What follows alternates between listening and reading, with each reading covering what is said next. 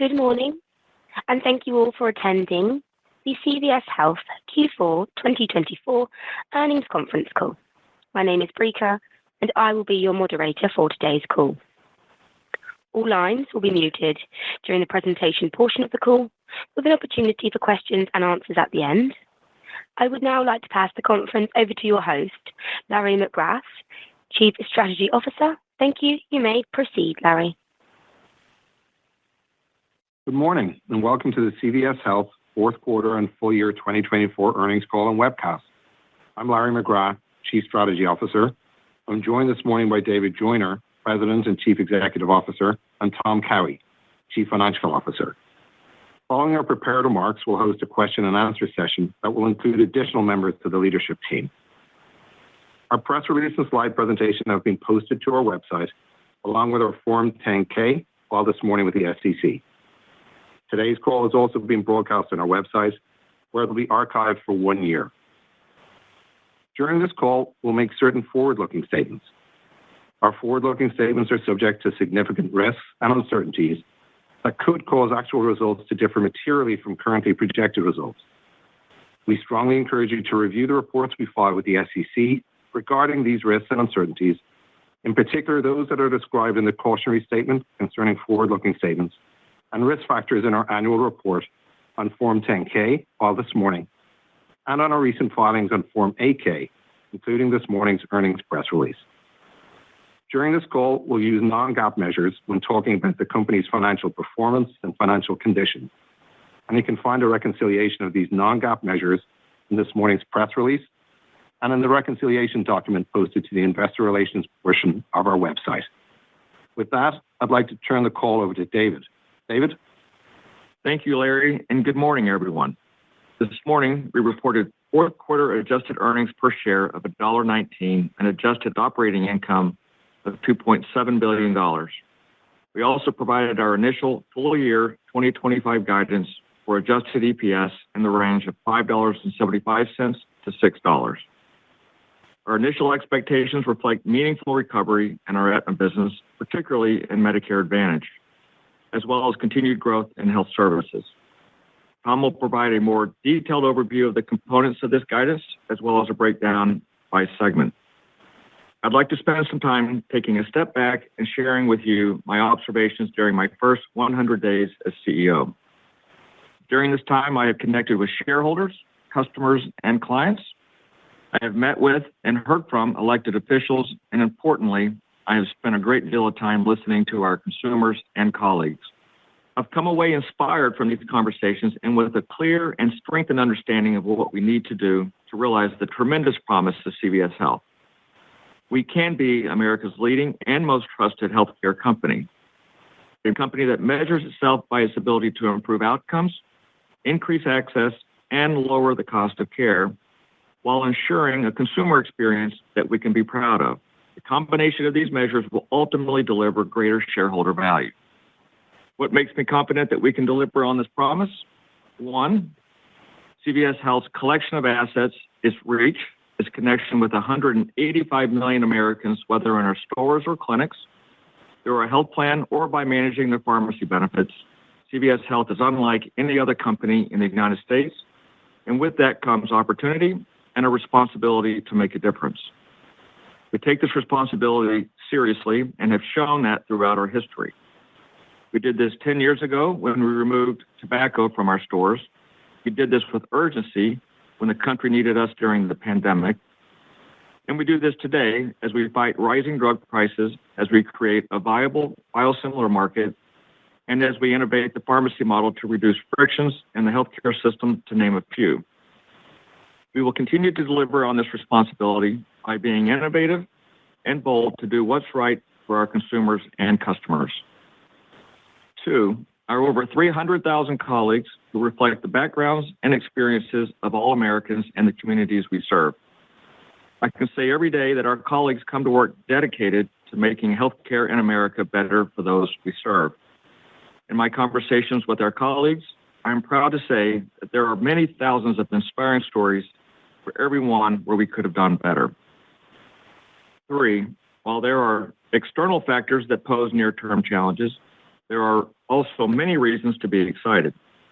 There are broader demographic trends of an aging population, advances in AI and technology, the need for more personalized care, and the expectations of the American public to create an improved consumer experience are opportunities where we are best positioned to lead. How will we realize this over the short and long term? My leadership team and I have spent our time together developing a clear set of priorities. Collectively, we are committed to delivering on the promise of CVS Health. We believe that aligning the power of our employees and the CVS Health enterprise behind 4 specific priorities will deliver on our potential and ultimately the results and experiences that we can all be proud of. First, ensuring that each one of our business is best in class through strong execution. Most importantly, we need to deliver on our turnaround at Aetna and restore this business to target margins. Second, continuing to develop our integrated capabilities where it matters in order to make healthcare better, more affordable, and more accessible. Third, advancing our leading digital strategy and investing in emerging technologies that drive simplicity and efficiency while delivering better experiences for the people we serve. And finally, ensuring that we are disciplined stewards of capital as we continue to strengthen our balance sheet, manage our portfolio of businesses, and deploy capital to create value for our shareholders. I'm working closely with my team to ensure we have the right talent, structures, and collaboration across our enterprise to execute and deliver on these important priorities.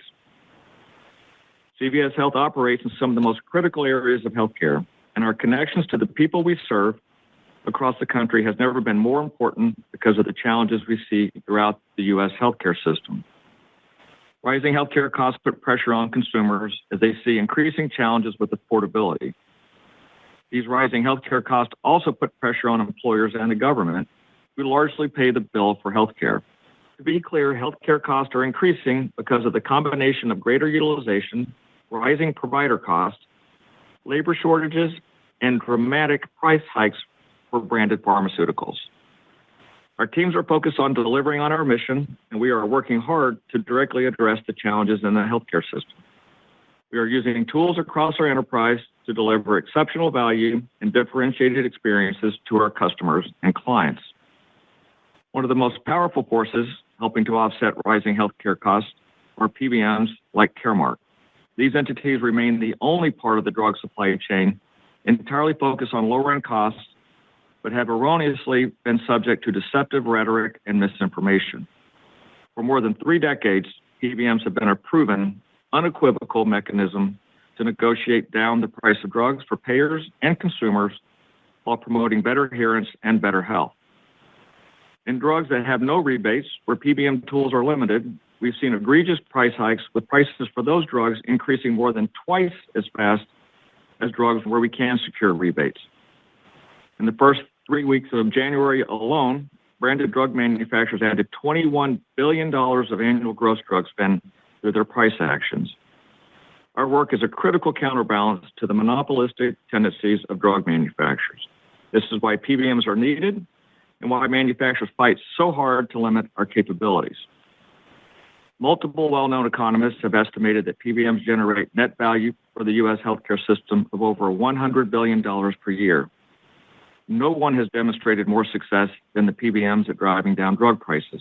Perfect example is the prior administration's negotiated maximum fair price, or MFP, for the first 10 drugs selected as part of the Inflation Reduction Act. Not only have PBMs kept the rate of drug inflation in Medicare Part D at 1.3% per annum over the last 18 years, CVS Caremark specifically negotiated rates that contributed to a $1 billion improvement better than MFP. More importantly, if we don't continue to negotiate further discounts beyond MFP, the lost savings will go directly into the pockets of drug manufacturers. So when you look at all the data, not cherry-picked data points like those specifically referenced in the FTC and our reports, the conclusion is clear. PBMs deliver savings to their clients. Caremark has been and continues to be a critical solution to help ensure Americans pay less for drugs. We will continue to play our unique role in the drug supply chain, bringing the full breadth of our capabilities and market expertise to reduce drug prices for all customers. Throughout our history, we've led our industry in innovating to solve the issues most important to our clients and customers, whether it's cost, transparency, access to care, or experiences. A recent example of how we're using our enterprise assets to solve important issues for our clients and help offset the rising healthcare costs is through actions we've taken in the biosimilar market. In 2024, through the combination of Cordavis, Caremark, and CVS Specialty, we converted more than 90% of eligible Humira patients to a biosimilar at a list price that was more than 80% below the price of branded Humira. This enabled us to offer a $0 out-of-pocket cost for individual members and generated almost $1 billion of savings for our clients. We are the only company that meaningfully drove biosimilar adoption amongst our clients and will continue to do so through the growing pipeline of additional biosimilars. In our pharmacy businesses, we delivered exceptional experiences with record high levels of NPS in our retail business and PBM retention rates consistently in the high 90s. However, we also recognize that in order to continue improving our customers' experiences, healthcare needs to be more transparent. So in late 2023, we took a leadership role to create a pathway for increased transparency and simplicity across the pharmacy marketplace. We addressed this with the introduction of two important transparent price models. The first is Caremark's True Cost model. As a reminder, today we pass through 99% of rebates to our clients. When fully implemented, True Cost enables patients to see those lower costs at the pharmacy counter, including the full pass-through of the rebates we generated from our negotiations with the manufacturers. True Cost continues to resonate in the commercial marketplace. We now have more than 75% of Caremark's commercial members with two or more elements of the model in their pharmacy benefit. The second is CVS Pharmacy's Cost Vantage. Effective January 1, all of our commercial scripts dispensed through CVS Pharmacy are contracted through our innovative and transparent CVS Cost Vantage model. Under this new framework, we have tied reimbursement to our acquisition cost and will deliver savings to our payer partners as we continue to relentlessly drive down prices. Our team is now working to deliver a cost-based solution for Medicare and Medicaid markets. These models remove the market basket approach and the unintended consequences that existed in the pharmacy reimbursement, ensuring that patients continue to have access to the most durable and frequent interaction in their healthcare journey. We are also focused on expanding access to high-quality care to help address some of the provider shortages facing the U.S., with our healthcare delivery businesses continuing to see meaningful growth. Signify had a record volume year supported by growth in Aetna members, which nearly doubled compared to last year. We've also seen an accelerated patient growth at Oak Street, supported by our enterprise connections. We continue to expand access to this leading care model and are identifying opportunities to utilize market-leading capabilities more broadly across the enterprise. We are advancing technology to reduce frictions that tarnish the experience Americans have when they utilize their benefits and make it difficult to navigate the complex U.S. healthcare system. Our updated CVS Health app makes it easier for consumers to manage their health by giving them seamless access to appointments, copay details, and prescription status. We're also leveraging AI to create a more intuitive workflow and faster turnaround times to reduce frustrations for our members and provider partners. While we are working to address the issues across the U.S. healthcare system, we are also focused on addressing the performance challenges within our own business. At Aetna, we drove meaningful progress, improving and strengthening our operations. We have significant opportunities to unlock embedded earnings that is most pronounced in our Medicare Advantage business. Our focus remains on delivering on our commitments to our Medicare Advantage members while creating a viable path to appropriate margins. In line with our prior commentary, we expect that we will shrink the Medicare Advantage membership by high single-digit percentage from year-end 2024. Our deliberate approach to our 2025 Medicare Advantage bids, combined with our improved star ratings, will improve margins this year and are part of our ongoing commitment to restore this business to target margins of 3 to 5%. Last month, CMS released the proposed 2026 Medicare Advantage Advance Rate Notice, This update does not address the unprecedented utilization trend experienced across the industry over the past 2 years. Our team is advocating for a more appropriate rate update, including adjustments for the industry-wide cost trend seen in 2024. We are encouraged by the constructive dialogue with the new administration to help ensure that American seniors will not continue to see significant disruption to their benefits driven by drastic changes to the Medicare Advantage program. Beyond Medicare, we are also encouraged by progress in our other Aetna lines of business. We are advancing our rate advocacy efforts in Medicaid. We've seen high retention and strong welcome season in our national accounts book and have made meaningful progress in the right sizing our individual exchange footprint. Every day we work hard to improve the health of all the people we serve. This is always a top priority at CVS Health.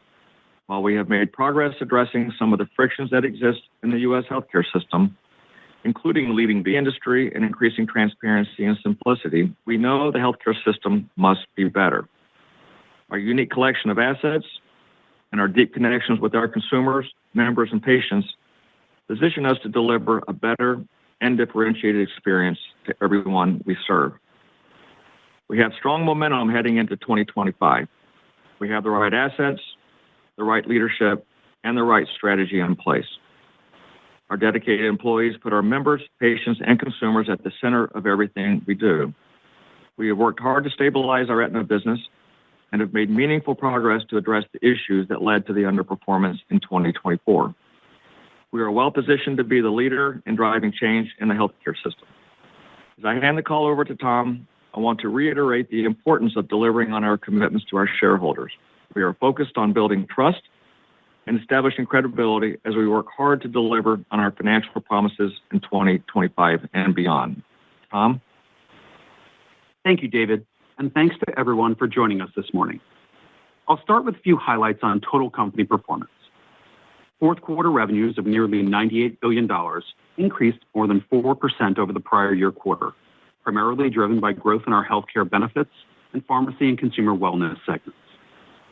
We delivered adjusted operating income of over $2.7 billion and adjusted EPS of $1.19, as we saw strong performance across multiple lines of business and favorable prior period reserve development in our Aetna business.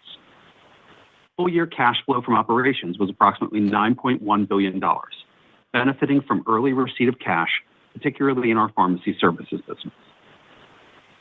Turning to our segments, in healthcare benefits, we grew revenues to approximately $33 billion, an increase of over 23% over the prior year quarter, reflecting growth in all lines of business.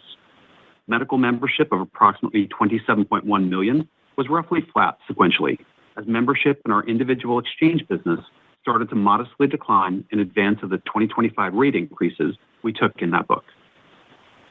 During the quarter, the segment generated an adjusted operating loss of $439 million. This result was lower than the prior year quarter, primarily driven by a higher medical benefit ratio, partially offset by the release of the premium deficiency reserve we recorded in the third quarter, higher levels of favorable prior period reserve development, and increased net investment income. Our medical benefit ratio of 94.8% increased 630 basis points from the prior year quarter. This increase was primarily driven by higher utilization, the premium impact of lower STARS ratings for payment year 2024, and higher acuity in Medicaid, partially offset by a 220 basis point impact from the already mentioned premium deficiency reserves recorded in the third quarter, as well as higher levels of favorable prior period reserve development. While medical trends remained elevated, the experience we observed to date was less severe than the trends we assumed in the downside scenario we discussed last quarter. Importantly, during the quarter, we experienced positive prior period reserve development across all lines of business, primarily related to second and third quarter dates of service. In our Medicare book, continued elevated trend levels were attributable to the same categories we discussed last quarter, including inpatient, outpatient, supplemental benefits, and pharmacy. Relative to our downside scenario discussed on the third quarter call, we did see some moderation of inpatient trends, while supplemental benefit costs remained stubbornly high. we are cautiously optimistic that our benefit design changes in 2025 will help alleviate some of this supplemental benefit pressure. In our Medicaid business, acuity remained consistent with the latter part of the third quarter, as redeterminations have largely concluded across our state footprint. We continue to work closely with our state partners to align rates with the changes in acuity. During the quarter, we made additional progress on rate updates, and with over 40% of our book having repriced in early January 2025, we have a line of sight to a mid-4 percentage point rate increase. Our overall rate advocacy efforts are currently on track. In our group commercial risk book, fourth quarter trends remained elevated, and similar to others in the industry, we experienced some pressure on our stop-loss business, which represents less than 3% of our 2024 premiums. We continue to take a cautious outlook on medical cost trends in this block, and combined with lower membership, we expect lower contributions from this business in 2025. Finally, in our individual exchange book of business, we saw continued acceleration of medical cost trends driven by the specialist, inpatient, and ambulatory categories. As we discussed on prior calls, we made meaningful price adjustments in our offerings for this product in 2025, which will lead to a significant rationalization of our membership while also shifting mix towards bronze plans. Taken together, these actions should improve results in our individual exchange offerings in 2025. Days claims payable at the end of the quarter was 44 days, down 0.6 days sequentially, primarily reflective of seasonality. DCP was down 1.9 days from the prior year quarter, primarily driven by growth in our Medicare business and the impact of increased pharmacy trends. We remain confident in the adequacy of our reserves.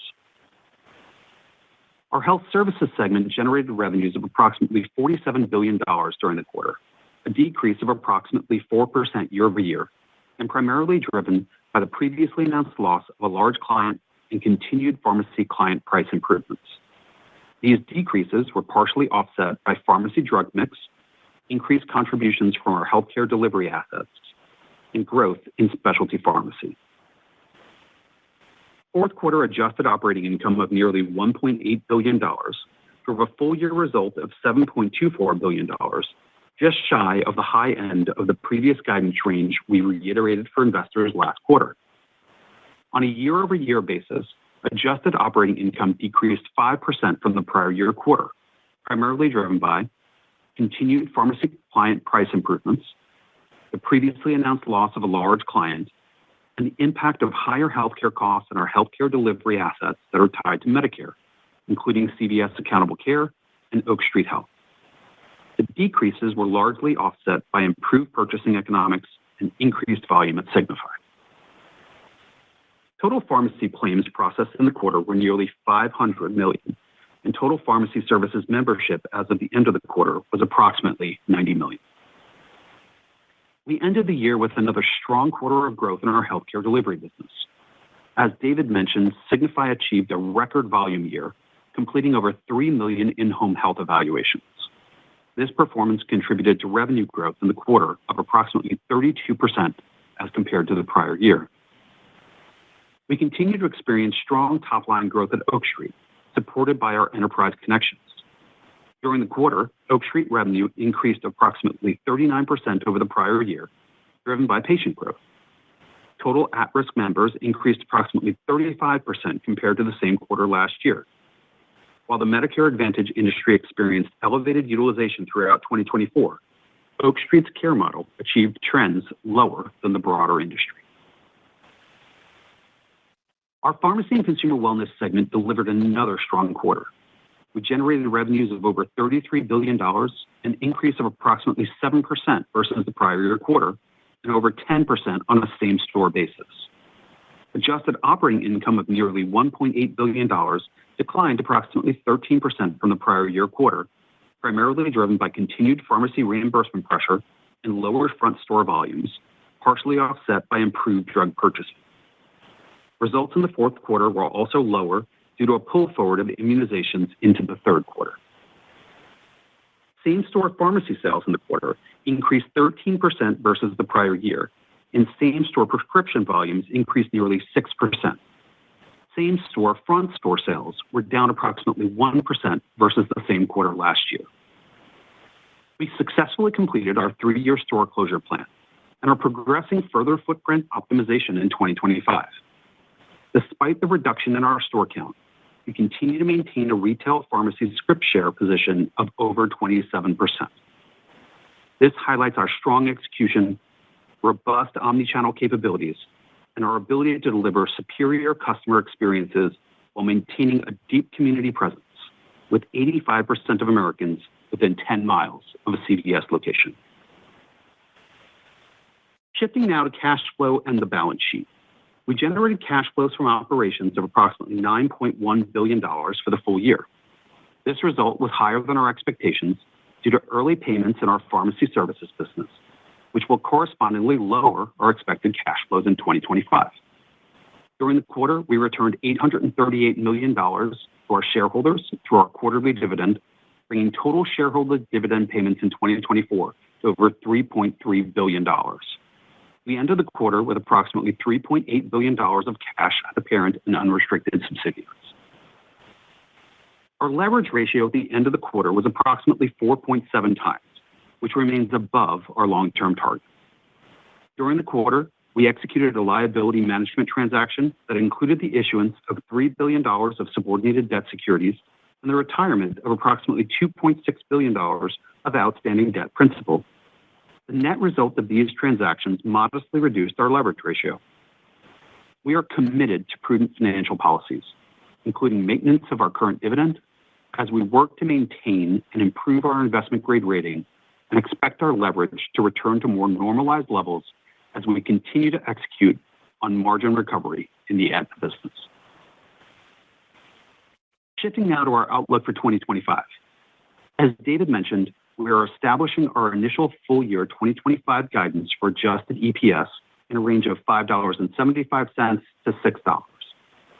Consistent with past practice, this range does not assume the recurrence of prior year reserve development, which contributed approximately 18 cents to our 2024 adjusted EPS results.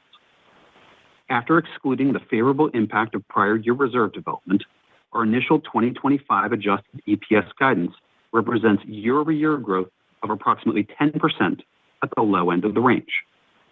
We believe this represents an appropriately achievable baseline with opportunities for outperformance. Incorporated across our guidance elements is the initial down payment on our multi-year $2 billion cost efficiency effort. Based on our work to date, we were successful in identifying actions that, at a minimum, will offset the return of certain variable expenses in 2025 as we work to drive further efficiencies across the enterprise over the coming years. Now let's turn to some of the segment details. I'll start with our healthcare benefits segment. We expect aggregate membership to decline by over 1 million members, primarily driven by reductions in our individual exchange and Medicare products. We estimate that membership in our individual exchange block could contract by over 800,000 lives, and will have greater visibility when all effectuated members have paid their premiums by the end of March. We also expect our Medicare Advantage membership to end the year down a high single-digit percentage from year-end 2024. This is consistent with the guidance we have been giving investors since last summer and reflects strong execution by our teams as they made the difficult choices necessary to improve Medicare Advantage profitability in 2025. These membership declines are expected to be partially offset by growth in our commercial self-insured business. We expect to generate healthcare benefits revenue of approximately $132 billion, as membership declines in Medicare Advantage and individual exchange are offset by Medicare program changes and growth in other products. At the low end of our healthcare benefits adjusted operating income guidance range, we project our medical benefit ratio will improve by 100 basis points over 2024, yielding an MBR of approximately 91.5%. Outperformance on this ratio is one of the largest potential factors that could drive us higher in our adjusted EPS guidance range. The largest driver of the reduction in our medical benefit ratio is projected improvement in our government businesses, particularly in Medicare Advantage. We also project year-over-year improvement in our combined commercial line business, driven by margin recovery and individual exchange, offset by pressures in group commercial from membership declines and elevated levels of medical cost trend.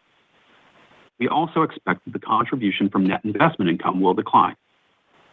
Overall, we expect healthcare benefits to deliver adjusted operating income of at least $1.5 billion. This projection reflects a respectful view of trends in light of the continued elevated medical cost trends that we experienced in the fourth quarter.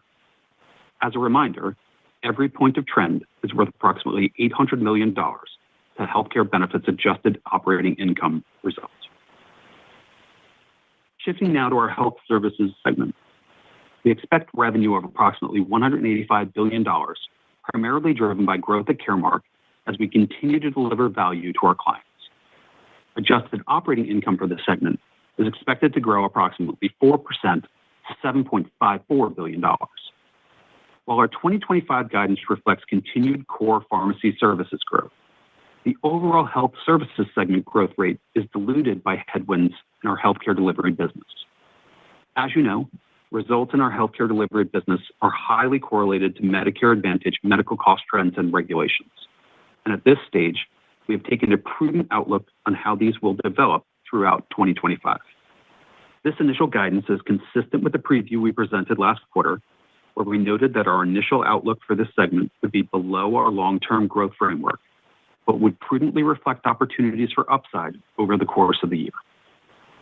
We expect healthcare delivery performance to improve starting in 2026 as the current medical cost trends experienced across the industry are more appropriately reflected in rates and plan bids, and our continued investments in this business mature. Now for our pharmacy and consumer wellness segment. We project script growth of approximately 3.5% and revenue of approximately $134 billion. We expect adjusted operating income to decline approximately 5%, in line with our long-term guidance framework, to $5.48 billion. As we have discussed previously, 2025 is its transition year for CVS CostVantage, and we believe the implementation of this model positions us to bend the trajectory of the PCW business over time. We expect interest expense to increase approximately $300 million as we annualize the expense associated with our debt offerings in May and December of 2024. We project our tax rate to be approximately 25.5%. We also expect our share count to increase modestly to approximately 1.271 billion shares, and we are not contemplating any share repurchases in 2025. Finally, we expect cash flow from operations to be approximately $6.5 billion. The operating cash flow decline versus 2024 is primarily driven by late-year timing items that were pulled forward into 2024 cash flow, as well as the impact of lower risk membership on healthcare costs payable, reserves, and risk-adjusted revenue accruals, partially offset by improved operating performance in our healthcare benefits business. Over the 24 and 2025 calendar years, we expect that our business will generate operating cash flows of $15.6 billion, which, when combined with improving operating performance, will help put us back on the path to our target leverage levels. As you think about the cadence of earnings in 2025, we expect earnings to be more weighted to the first half than the second half, likely a 55-45 split. Seasonal patterns in most of our segments should remain largely unchanged compared to 2024, with the notable exception of our healthcare benefits segment, where the Part D changes due to the Inflation Reduction Act and the timing of premium deficiency reserves recorded in 2024 will significantly change the progression of earnings. You can find additional details on the components of our 2025 guidance on our investor relations website. We are encouraged by our opportunities in 2025 and are excited to demonstrate the enormous potential that we see across CVS Health to unlock embedded earnings. We are working tirelessly to restore Aetna to target margins, which, over time, should represent meaningful upside above the high end of our 2025 guidance range.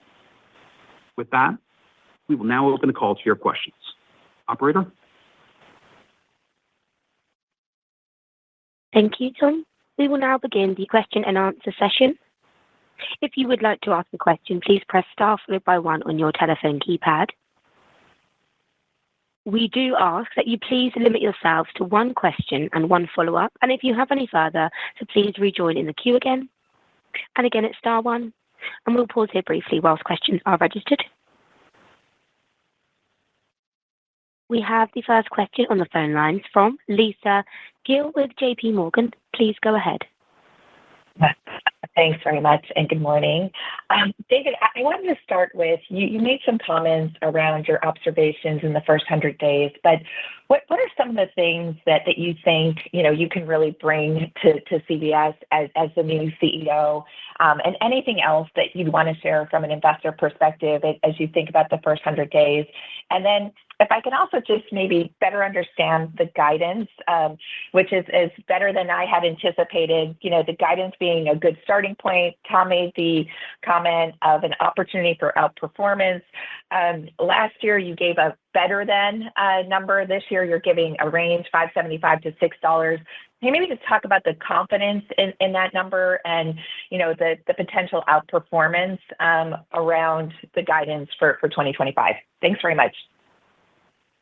Yeah, thank you, Lisa, and appreciate the question. Let me give you a little bit of perspective on the first 100 days, and then the things that I believe that we're focusing on and can deliver into 25. So, as I mentioned, the first quarter or the very first earnings call, I needed to focus on the most pressing and urgent issues of the company, which at this point I'm happy to report we spent a lot of time focusing on Aetna, and we've actually delivered material progress in terms of stabilizing Aetna's operation and also bringing the financial discipline back to the organization. So I think as you look towards the open enrollment as well as the progress made, I'm very confident, very bullish on the continued recovery of that business. I think that the second piece, and this speaks to where I've spent the last 2 years, it's critically important that we continue on this pharmacy transformation journey. We recognize that there are kind of headlines around the role that PBMs and pharmacies play, and the fact that we've made significant progress in both changing the pricing models, whether it be on CVS Pharmacy's CostVantage, which we had 100% adoption in the commercial space, or within Caremark's True Cost model, which we now have more than 70% of our clients adopting more than 2 of the features or attributes of that model. These are really important elements, I believe, that continue to drive change and or transformation in the market. And the last thing I'll say is that the success that we had in the biosimilar launch with Cordavis was unprecedented. We created what I believe is a durable biosimilar market. We led the market in terms of the volume and the conversion change, leading this with both technology and an opportunity to lower costs for our customers. So those are the 2 big headlines on the business front. And I think, as I look at the role that I'm playing is making sure that I'm surrounded with the right leadership. So this right leadership team, I mentioned Steve Nelson coming in from the outside. He's been on the job now 90 days leading Aetna, both stabilizing that leadership team and the operations and the financial organization. And then we've also announced Prem Shah in a new group president role during the last quarterly earnings. And that's allowed for us to both promote and elevate talent within the organization. So we have Lynn Shankman now running CVS Pharmacy, which is a 20-plus year veteran of the business. We have Dr. Shree now running our healthcare delivery assets, which again is a long tenured leader here in our business. And then Ed Devaney running CVS Caremark, which is another 20-year veteran of the business. So I think it shows the strength of the leadership team and the bench that we've built in the organization, which is going to continue to allow us, I believe, to lead from the front. So as I look at specifically your question about the role that I'm playing, I believe we have the right assets. I think we've established the right priorities for the business and the right strategy. And hopefully at this point, we're going to continue to, at least in the listening tour, be able to earn the right to become America's leading and most trusted healthcare company. So with that, I say my first 100 days was a leadership transition, and now the focus will be a leadership transition becoming a transition to leadership. So let me spend a second talking about the second question on guidance. It is without question important for me to establish both trust and credibility in terms of being able to deliver on the promises and commitments that we've made. So while we're going to talk about the overperformance and some of the drivers there, I also want to make sure that that I'm in a position to make sure that we're delivering on the commitments and promises that we're making to the investment community. So with that, Tom, if you could share a couple of thoughts on the 25-year. Absolutely. So, Lisa, thanks for the question, and thanks, David. We set this out to be an achievable target with opportunities for upside. I think and hope that there are opportunities across all of our businesses, but the one that I think investors are rightfully most focused on is healthcare benefits. And as you think about that, you think about what I said in the prepared remarks, every point of trend is an $800 million swing on that business. And we have taken a very prudent outlook on what our medical cost trends are in our forward guidance, specifically because of how 2024 developed. And we have respectfully looked at those trends, and our guidance assumes that they persist into 2025. So whether that's in our Medicare business or our group commercial block, as we exited the year in 2024, those trends are consistent with what is in our guidance for 2025. And so I think that would be the place where you could see the most potential upside would be inside that healthcare benefits business. And this isn't necessarily a 2025 opportunity, but as you think a little bit longer term, the healthcare benefits business, even at the top end of the guidance range, it's 1.5 points of margin compared to 2023, which was over 5%, and 2022, which was 7%. And you look at some of our underlying businesses, government is improved, driven by Medicare in particular, but it's still projected to be a negative margin.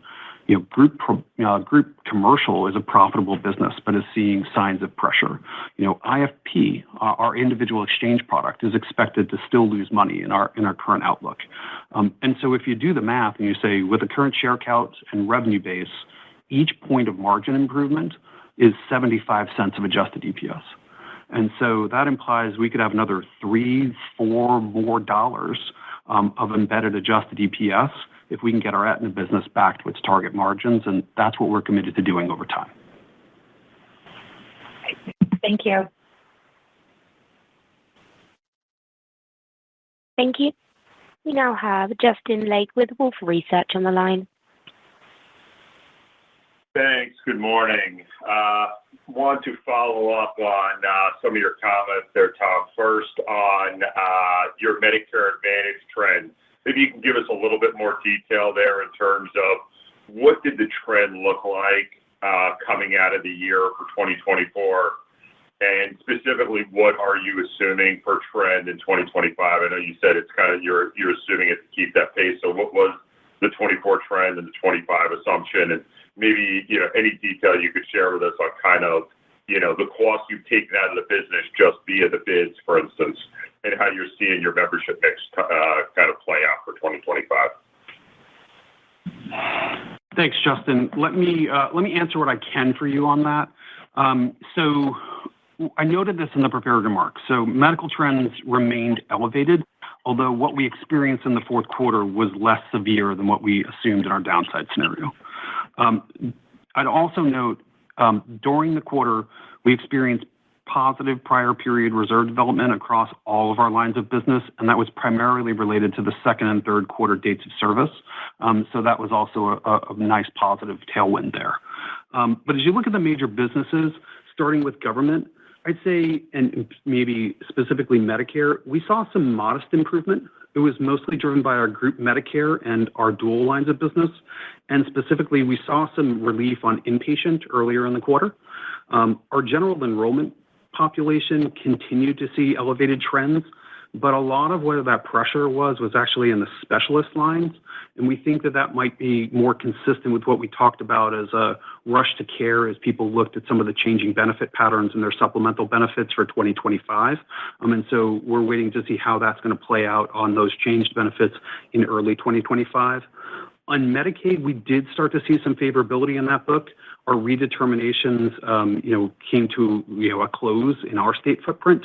And that was the primary driver of the year-to-date trend was those redeterminations. So as that started to stabilize, we also saw a little bit of improvement there and some modest rate improvements versus what we had forecast. So generally a good end to the year on the Medicaid business relative to the trends of the first three quarters.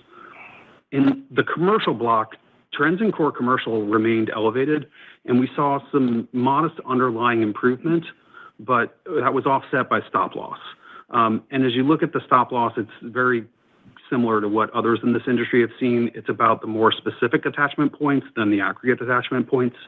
And also within our commercial block then, on IFP, we really continued to see trends accelerate into the fourth quarter, and a lot of that was actually driven by inpatient claims. We also took a little bit of an enhancement on our risk-adjusted revenue accruals after we got the most recent weekly data, although that was a little bit less than what we had previously talked about in that downside scenario. I'd say as you think about that book in particular, the most important factor there in 25 is going to be the significant pricing changes we took. And we're in the process of understanding how that mix change, because that book could easily shrink in half, how that's going to, yield the performance this year. And so we've taken a cautious outlook relative to that book overall. Respect to 25, it's a little too early to confidence with any it's a little too early to comment with any confidence, particularly given how much our membership mix has changed.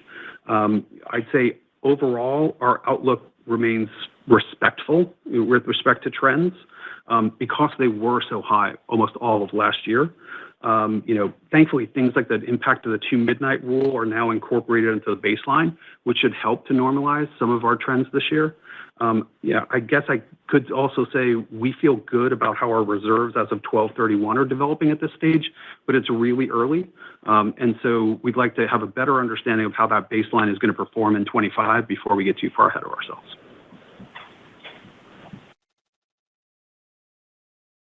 Thank you. We now have Stephen Baxter with Wells Fargo. Yeah, hi, thank you. I was hoping you could update us on where the Medicare Advantage margins ended the full year 2024 and what's assumed in the guidance for 2025. That's basically, the pacing of this obviously is going to be a huge area of focus for the investment community. Any kind of general comments you can talk about, progression of MA recovery over the next, couple of years beyond 2025 would also be appreciated. Thank you. Yes, Steve, maybe I'll start and then I'll turn it over to Steve because I think, it'd be good for you to hear from him about how he's been thinking about this business and, how he's been moving the business along, the Aetna business. The business itself ended, the year with margins consistent with what we last said. They were in the, negative 4.5 to 5 range. We're improving that margin in the current outlook. It's not getting back to break even. So it will be loss making. And I think that's one of the biggest swing factors is performance of that business this year between the high and the low end. A lot of that, I think, is ultimately going to be driven by how Medicare performs over the remainder of the year, how some of those changes and benefits that we made in the changing membership mix and how those new members perform. And so I think there's still a lot of opportunity there over time to get that back to the 3 to 5% target margins we've talked about. Well, thanks, Tom. Good morning. Actually, happy to make a few comments, just kind of perspective generally about Aetna, and then I'll go into the Medicare Advantage business. But first of all, thrilled to be part of the CVS Health leadership team and honored to lead Aetna. I've competed against Aetna for many years and found it to be a really strong brand and really known for its innovation in both product and clinical. And so, my early read is there's a lot to build on. And, I add my commitment, my personal commitment to David's remarks and Tom's and the entire CVS Health leadership team and the Aetna team to return Aetna to its target margins over a multi-year period. So encouraged in the early days and confident that we can do that. I think we've made some really quick progress in a lot of areas. I'll just highlight a few. Our capabilities around forecasting and all the levers and capabilities around managing total cost of care. Really encouraged by the early progress and really meaningful progress there. Also, as you think about our pricing discipline, that's been a topic a lot here, and I'm very encouraged about what we've done there, and that specifically relates to Medicare Advantage, our individual exchange business, and honestly our commercial business as well. And then we've been leaning into member experience with our cutting edge technology and really happy with some of the progress there. We've stabilized our operations and strengthened them, which has led to and evidenced by a really well executed welcome season in January. And we've also welcomed one of the largest accounts ever sold in Aetna, state of North Carolina, and that implementation has gone really, really well.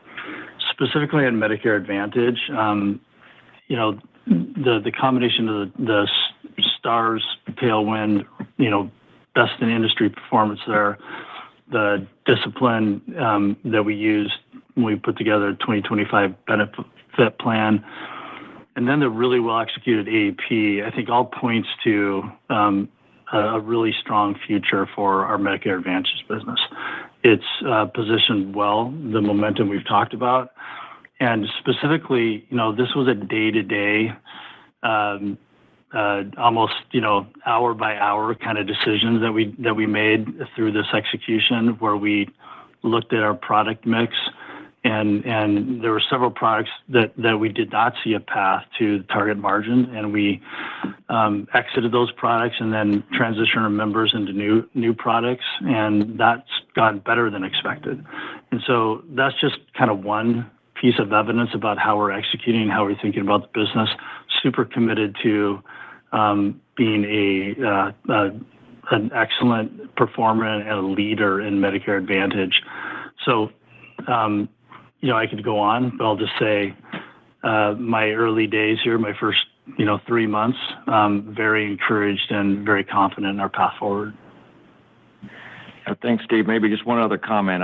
As I look at the last 90 days with Steve's onboarding, the Aetna team has been incredibly resilient. There's obviously been a lot of pressure and a lot of focus on the turnaround efforts, and I think what Steve's ability to manage and lead and deliver a better and improved culture around that organization has allowed us, I think, to perform and execute, which is really the theme of the day, which is making sure that we deliver and execute against the commitments that we made. And so it started with the open enrollment, which there was a lot of fine tuning and making sure we had the right mix. And then we couldn't lose sight of the largest account that we onboarded with the state of North Carolina, which was done. And the team did just an exceptional job of staying focused and delivering on the service levels for our customers.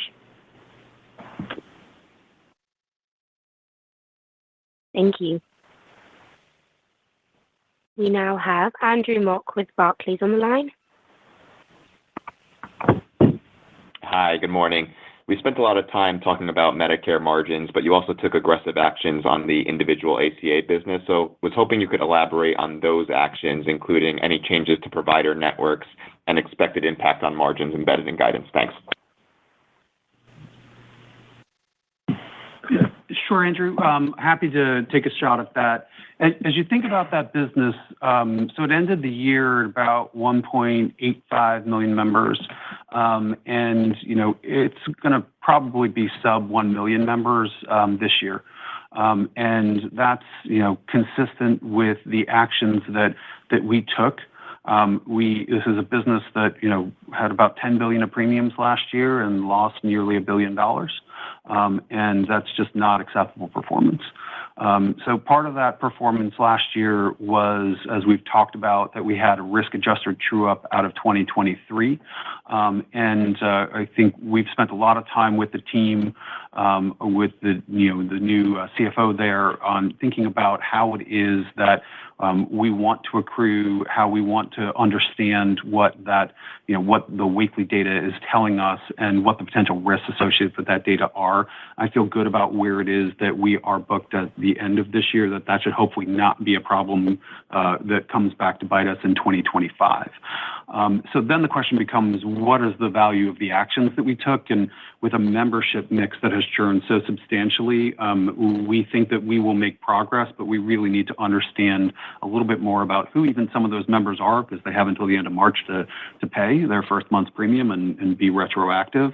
But we feel good that we will make margin improvement in that business. That's embedded in the guidance. It will not get back to break even this year. And it's something that we continue to watch very closely, particularly given the high levels of trend that we experience and accelerating levels of trend we experience in that book into the tail end of 2024. Steve, I don't know, anything you want to add on that? Yeah, sure. I'll just add a couple points. Similarly to the Medicare Advantage AEP execution, I would point to the OEP execution for this business, where we made some really positive changes in the geographic and product mix, in addition to the pricing discipline. So I think that takes this business into 2025 with improved momentum. And but you referenced network, and we are definitely taking a look at all components of what it takes to be successful in this business, and not just network contracts, but network design, how we think about our capabilities around risk adjustment, managing the total cost of care in this population is different than other populations. And so improving our capability and capacity and just overall, I would just say, sort of competence in this business has been a priority, and really like the position that we have now going into 2025. But look, the business needs to perform at target margin, and we're committed to getting it back to that. It plays a really important role for individual consumers, and it doesn't play a role in our portfolio, but it needs to perform at the target margin. So, I think we've taken good steps, more work to do, but we're committed to returning it to its target margins. Off to a good start. Thank you. Your next question comes from Erin Wright with Morgan Stanley. Great. Thanks for taking my question. How should we think about the quarterly progression for MLR? And you gave us some of the detail on your overall assumptions from a utilization perspective for 2025, but any nuances to consider as we model out for the year, for instance, how IRA should flow throughout the year, and any surprises on that front or elements to think about as we think about that quarterly? Thanks. Thanks, Erin. So, I did have some comments about seasonality in the prepared remarks. We think it's going to be more of a 55-45 first half, second half split this year. And the primary driver of the seasonality change is healthcare benefits, and it's really that IRA impact. But also, don't forget the PDR kind of messes a little bit with the cadence of earnings in 2024. Hopefully, something we won't have to deal with again. But as you think about the Inflation Reduction impacts, to the Part D premium, we now get that premium upfront and monthly, and we no longer have the same level of reinsurance protection, particularly at the back part of the year. So your MBRs for the Aetna business, they're going to be lowest in the first quarter, and they're going to be highest in the fourth. And you could see 8 points of swing between the first and the fourth quarter as you think about the progression of earnings and the progression of MBRs there. And that's on the total of Aetna. And the second and the third quarters will probably be more similar to each other, but there'll be a little bit more pressure in the third quarter than the second. But as you think about that changing cadence of earnings, just I would highlight just that's a good proxy for how to think about resloping it, given the PDP impacts on our book in particular.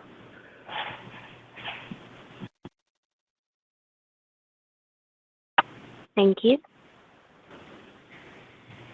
We now have Ann Hynes with Mizuho Securities. Great, thank you. Can you remind us with Cost Advantage, what is the headwind to growth the first year of the implementation? And when would you expect that to turn positive for you? And also, I know Cost Advantage is only focused on commercial contracts right now. What do you eventually believe it will impact Medicare contracts? And if so, what's the timing on that? Thanks. All right. I'll make a couple of comments about CostVantage and TrueCost, and I'll let Prem speak specifically to how we're thinking about it flowing through for other product lines.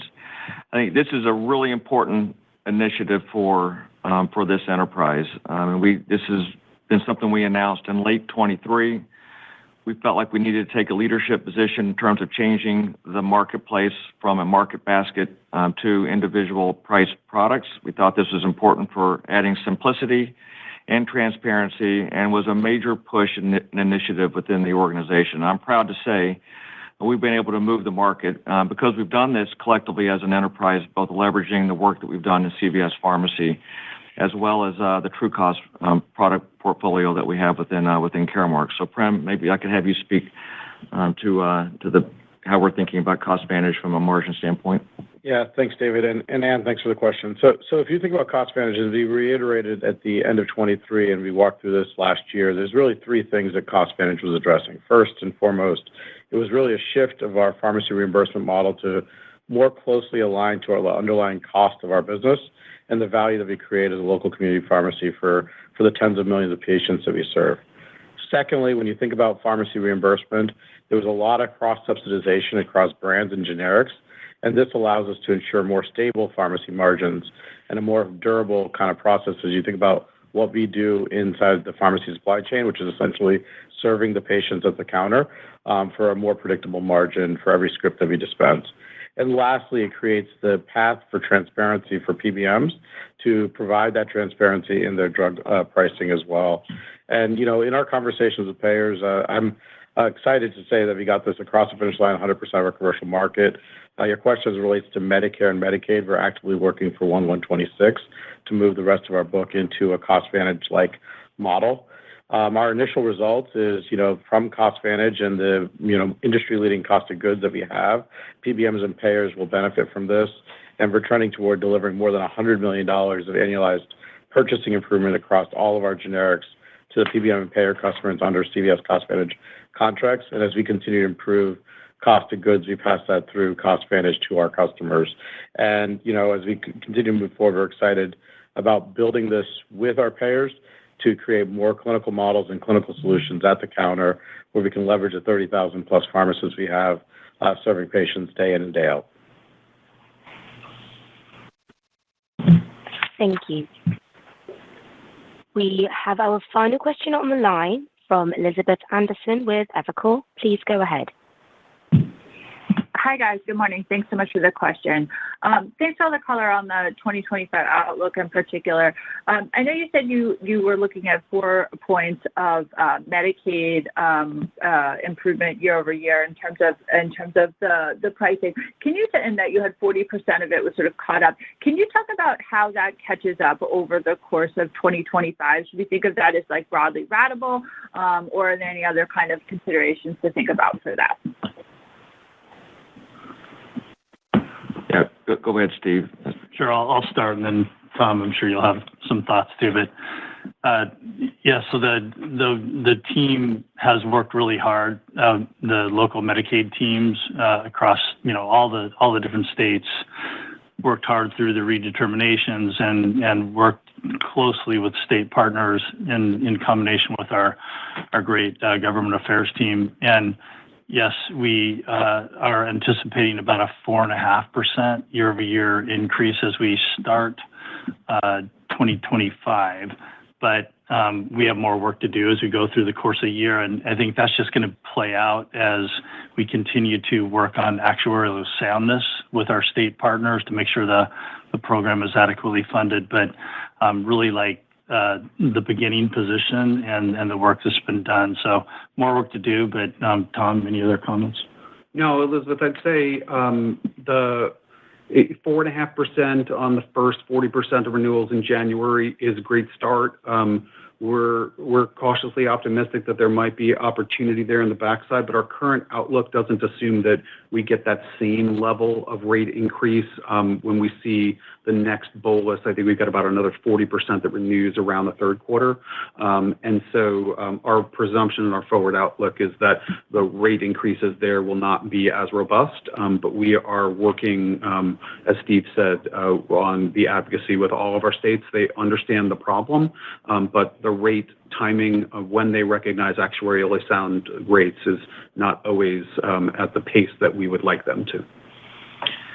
All right, thank you, Tom, and thank you, Elizabeth. So this wraps up the call today, and before I close, I just want to especially thank our over 300,000 dedicated colleagues.